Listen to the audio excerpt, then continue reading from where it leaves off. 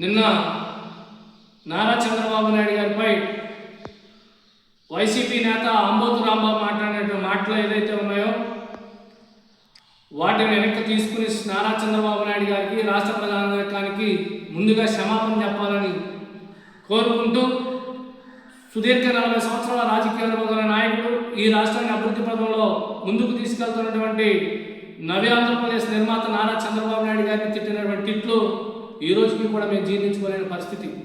నిన్న వైఎస్ఆర్ కాంగ్రెస్ పార్టీ నేతగా ఎవరైతే అంబటి రాంబాబు ప్రజల్లోకి వచ్చి చంద్రబాబు నాయుడు గారిని తిట్టిన మాటలైతే ఉన్నాయో ఆ బూతులకి ప్రభుత్వం అలాగే లా అండ్ ఆర్డర్ ఇష్యూ అవుతుందని ముందుగా కళ్ళు తెరిచి ఈ అంబటి రాంబాబుని అరెస్ట్ చేస్తే ఈరోజు నిన్న వైఎస్ఆర్ కాంగ్రెస్ పార్టీ అఫీషియల్ పేజ్లో ఒకసారి మీరు చూడండి, కాపు నేత అంబటి రాంబాబు హత్యాయత్నం అని. అసలు వైఎస్ఆర్ కాంగ్రెస్ పార్టీ నాయకుడిగా అంబటి రాంబాబు రోడ్డు మీదకి వచ్చాడా, కాపు నేతగా రోడ్డు మీదకి వచ్చాడా అని నేను సూటిగా ప్రశ్న అడుగుతా ఉన్నా. వైఎస్ఆర్ కాంగ్రెస్ పార్టీ అఫీషియల్ పేజ్లో సిగ్గుండాలి కాపు నేత ఆత్మహత్య ప్రయత్నం అని ఒకసారి చూడమని అడుగుతా ఉన్నా. అసలు ఈ పోస్ట్ ఎందుకు పెట్టినట్టు అడుగుతానంటే ఈ రాష్ట్రంలో ఉన్న కాపులు పరువు తీయడానికి నేను అడుగుతా ఉన్నా. అసలు పేరు నాని కానీ అంబటి రాంబాబు కానీ వైసీపీ పార్టీలో ఉండి కాపు ముద్ర వేసుకోవడానికి కాపులుగా మేము పుట్టినందుకు సిగ్గుపడతా ఉన్నాం. ఇదేనా మీ సంస్కారం?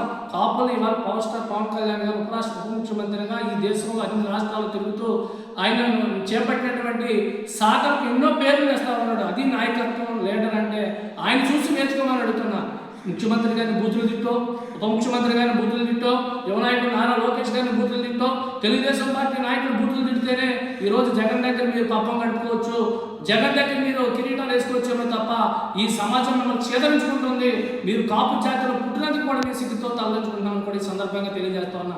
గతంలో మా నియోజకవర్గం గోపాలపురం నియోజకవర్గంలో ఇలాగే వైసీపీ శ్రేణులు రప్ప అంటూ వేట పడవలతో విధ్వంసాలు సృష్టిస్తూ ఉంటే మా గౌరవ ఎమ్మెల్యే గారు లా అండ్ ఆర్డర్ సిచ్యువేషన్ దాటి చేయదాటిపోతుందని ఒక ట్రైలర్ చూపించాడు.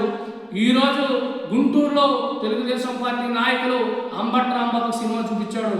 రాష్ట్రంలో ఉన్న వైసీపీ నాయకులు నేను ఒకటే తెలియజేస్తా ఉన్నా, రాజకీయాన్ని హోందాతనంగా చేయండి, గౌరవ మర్యాదలతో రాజకీయం చేయండి, మీ స్థానాన్ని మీరు పెంపొందించుకునేలా రాజకీయం చేయమని అడుగుతున్నాను తప్ప కులాలు అడ్డు పెట్టుకుని, మతాలు అడ్డు పెట్టుకుని, ప్రాంతాలు అడ్డు పెట్టుకుని రాజకీయాలు చేయొద్దు.